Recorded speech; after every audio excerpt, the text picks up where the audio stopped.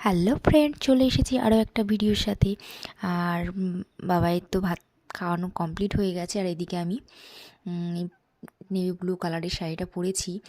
আর এই শাড়িটা আমি পুজোতে নিয়েছিলাম, তখন তো পরা হয়নি, তাই ছেলের বার্থডেতেই পরলাম এটা।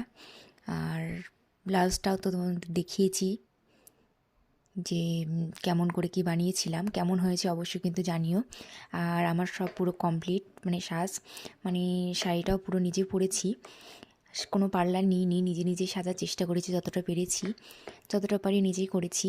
আর মেকআপটাও নিজে করেছি, আর হেয়ারটা বোন করে দিয়েছে, নর্মাল করে করেছি, মাঝখানে শীতে করে, পেছনে খোপা করে একটু ফুল দিয়েছি, এই জাস্ট, আর কিচ্ছু না।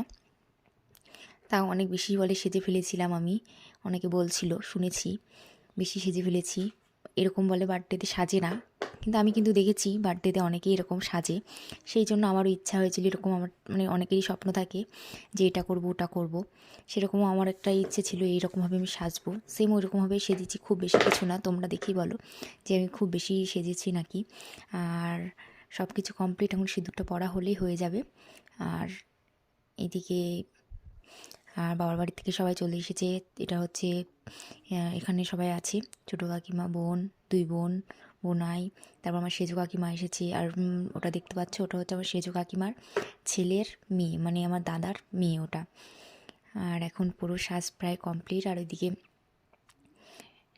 এখন সেরকম কেউই রেডি হয়নি, আমি আগে রেডি হয়ে নিয়েছি। আর আমার আজকে হচ্ছে ফুল লুক, কেমন লাগছে অবশ্যই কিন্তু কমেন্ট করে জানিও।